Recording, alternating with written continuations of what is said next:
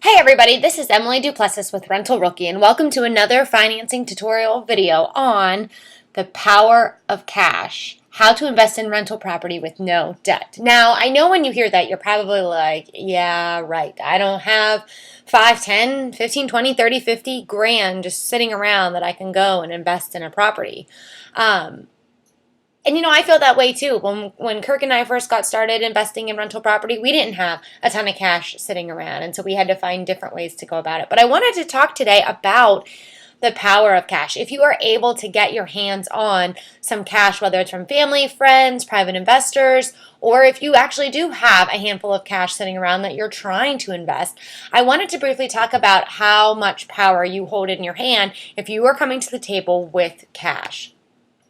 Now, cash equals power, and that's one of the things I want to make sure that I kind of bring home in this video tutorial.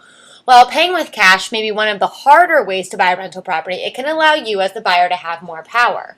How? I'm sure you're wondering. One, it allows you to make a stronger offer on a property.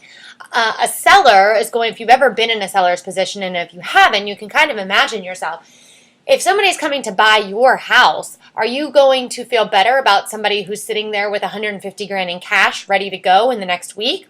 Or are you going to feel more comfortable having to wait on somebody who has to obtain financing, qualify for financing, get through all the different contingencies that happen over the next 30, 45, 60 days, and then get your money 60 days later on your property? A lot of times people paying with cash have the upper hand. It can allow for better terms on a contract, i.e., what I'm talking about. They may walk in and say, we're going to pay all cash and there's obviously no financing contingency because they don't have to go through the whole process of obtaining financing.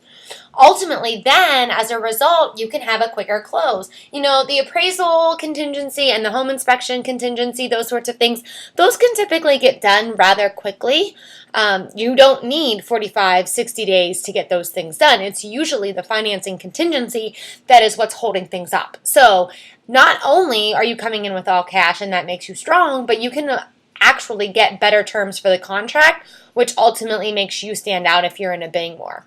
And like I said, most people would just rather work with people who are paying cash, people who obviously have that money and they're ready to hand that money over in the next week or so in order to get that property. So it's just really, really beneficial if you have the opportunity to pay with cash. How can you find cash? This is the question that Kirk and I find ourselves asking each other sometimes. People email us about. One thing that you can do is sit down and reallocate some of your monthly savings to a rental property fund. So this requires you, though, to sit down and really reflect and look at the nitty-gritty of how you spend your money. And sometimes that can be hard. Sometimes that can be frustrating. Sometimes we're better off just kind of thinking we know where all of our money goes, but not actually truly knowing down to the penny where everything goes. But it could take just sitting down and maybe reallocating where some of your money is going. If you need to find money, sit down and decide what things that you could give up over a short period of time. And this is one of those things that comes into sacrifice. Are you willing to sacrifice in order to get going on the road to financial freedom?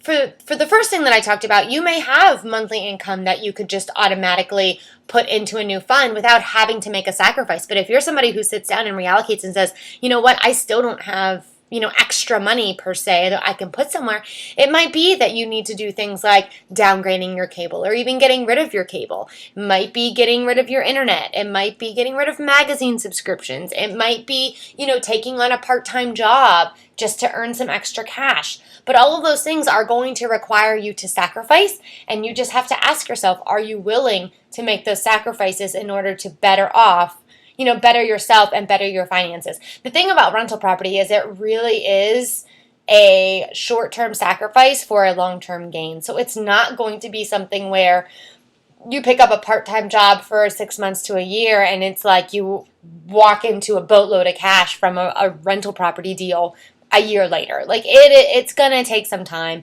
Rental property is a long-term investment. Yes, you're going to make monthly cash flow if you do the deal right, but still, it really is about the long-term commitment.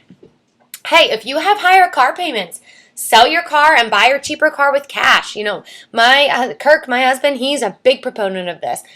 Car payments can really take up a good portion of debt, and him being a mortgage lender saw plenty of people who had quite a bit of debt in their car payments each month. So, maybe you need to sit down and sell that brand new car. Take some of that cash or a portion of the cash that you get for selling the car, buy something cheaper, and bank the cash that you make, that you net out from the sale.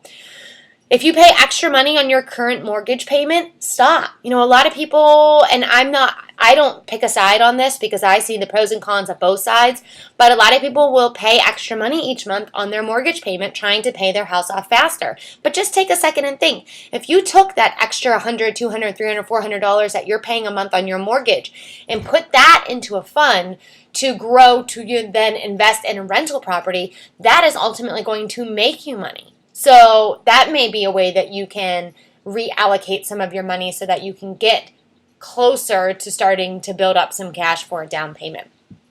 And talk to family and friends. A lot of people start there. A lot of people talk to family, they talk to friends, they bring in some partners just to get everybody started, on this road. And so definitely reach out to family and friends if you're looking to find some cash. Before you maybe start going out and searching for hard money lenders or private investors, start with people who know you, who love you, who trust you.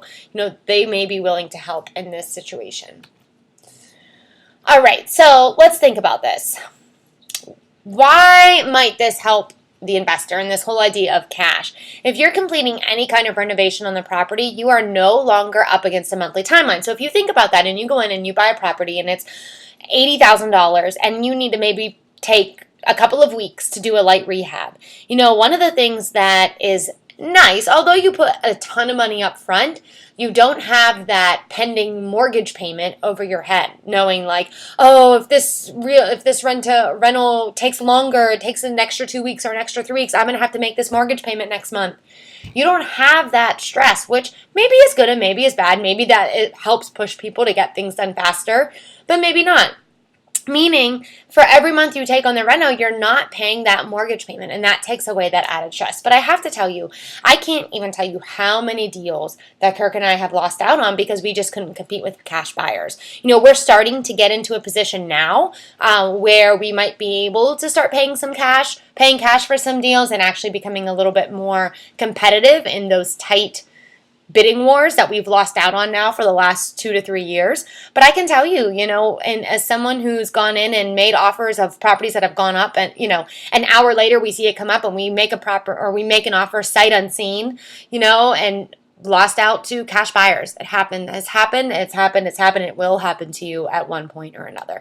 So I can't stress enough that if you are able to do it, it really is a great avenue for somebody who's investing to go.